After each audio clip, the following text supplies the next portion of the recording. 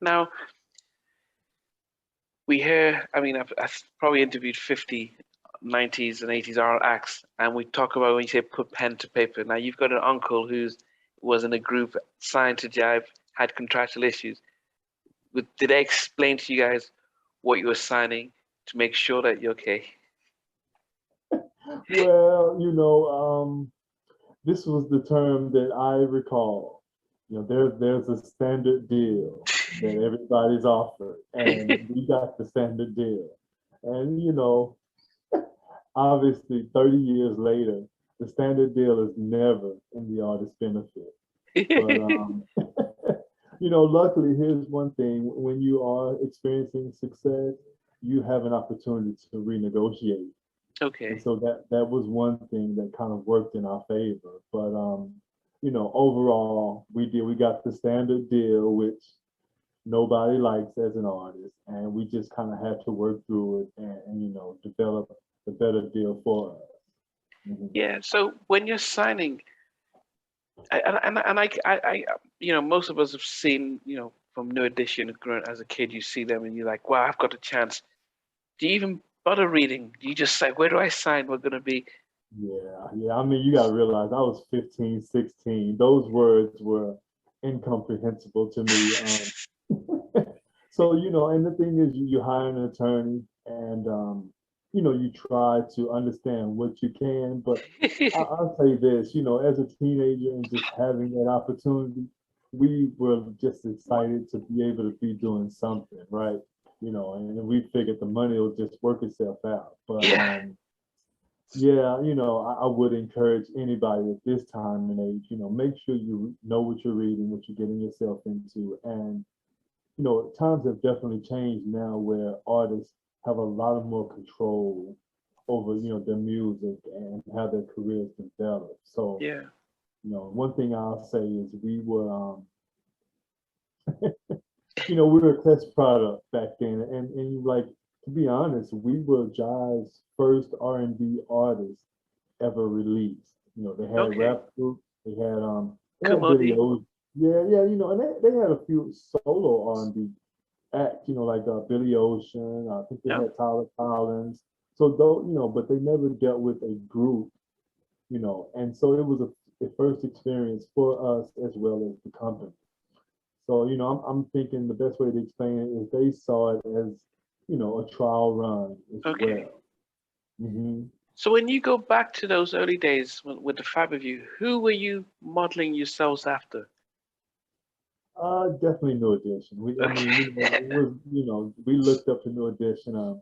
Obviously, we liked Jackson 5, and even more current groups. Like, we definitely love Troop, um, Full Force. There were like a couple of artists that were late 80s that Yeah. were influential to us. So Yeah. we looked up to those guys, and that's who we mined our style after.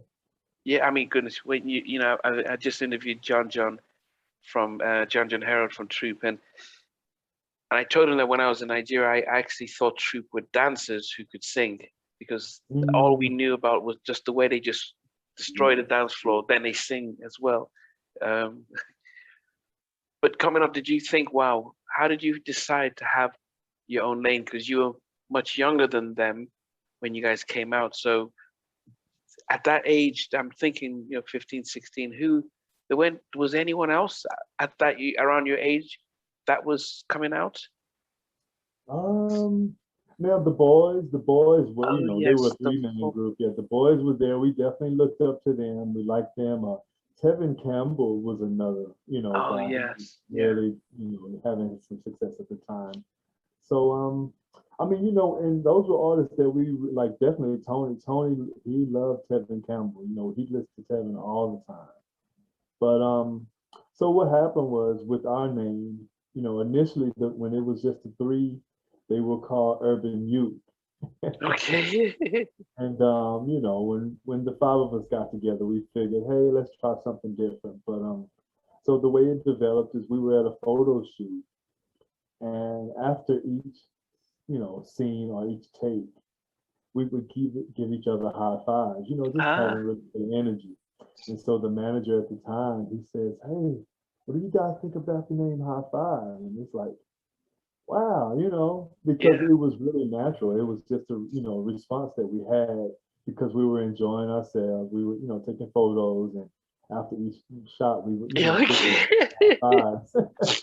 So he says, "Hey, let's try that," and it stuck with us. So high five it is.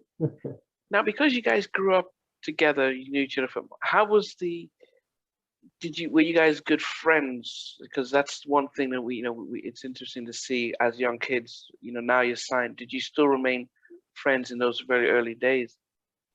Be honest, we did, and I mean like, excuse me, you know, we all knew each other prior to the music, so that was really a benefit for us. And so the one thing is Roderick, his well, it's kind of like a family. I would just say that, his sister was married to the guy who produced us.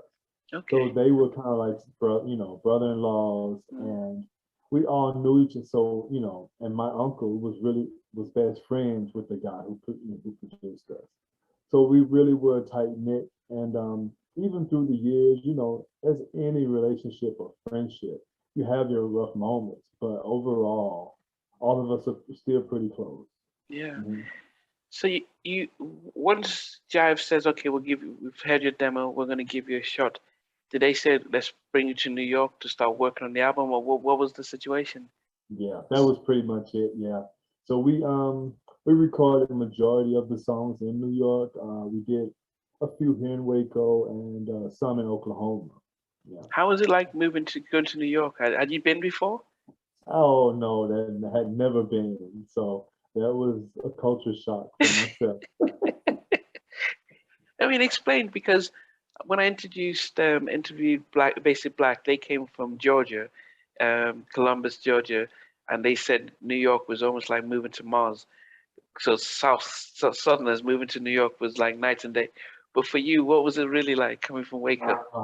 That could definitely be a valid description, but it was, you hear all these things, you see all these things, and I guess like my uncle and his group had traveled there before, so I was able to hear some of their stories and maybe have an insight. But just getting there, it was nothing like I expected.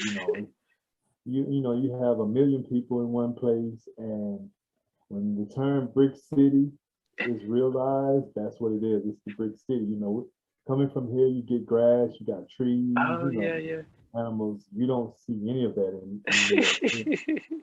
And I mean the traffic, taxis. So it was a culture shock. And us being from the South, they could pick us out the crowd. Hey, these guys are not from here. But I became to like New York City. We would travel there so much and did so much business there that I developed a lot of relationships there. And even, now I call some of them family. When I go there, I can go to their homes and eat.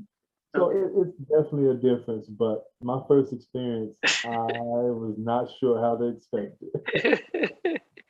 So, when did you guys realize? Had you known about Teddy Riley before you Yes, worked with yes, him? yes. Guy. So yeah, I failed to mention Guy. We definitely listened to Guy and Keith Sweat. Al B. Sure. All of those guys were really successful and at the top of the game at the moment. So um, hearing that Teddy Riley was going to work on our project just really, really boosted our ego because it was we never expected that, and so the tracks he gave us obviously were well worth it, right? Yeah, just can't handle it and Kissing Game. But what was the first one you worked on? Just can't handle it. Yeah, yeah, Okay, yeah. yeah. And now, whose idea when it came to singing? Now, because you mentioned Tony was such an amazing talent that he was winning the competition. Was it always agreed that Tony sings and everyone else backs him up, or was it? Did you ever then think, okay, I'm actually getting better. I should sing a little bit? I no, I never felt like that. Maybe there were times where other members may have felt that way. I never did. I just kind of, my thought process was with that type of talent, it works best for us, to get the best product possible, and Tony could deliver it. So I think that just the process we had, let him lead, we sing the backs, everything is great, that way. And Toriano Easley, the guy from Oklahoma, he was a really strong lead himself. He just had a nice baritone, and at the time, I think that they didn't really know what direction to take his voice in. So "Can't Wait Another Minute" was a really great song to show his vocal talent on. But a lot of other songs, I think people were just not ready to hear a young guy with such a deep voice, right? Okay. So, I always respected Tone to just be the lead singer and do, the best vocals possible. And, maybe down the road, if a song was, written for us, maybe it would have worked. So, but to answer your question, I never really thought of, being a second or third lead. Mhm. Okay. Thanks for watching. Please remember to subscribe to the channel, but most importantly, to press the notification bell so that you can be notified when we do have a new interview. Loads to come, but thanks a lot for watching.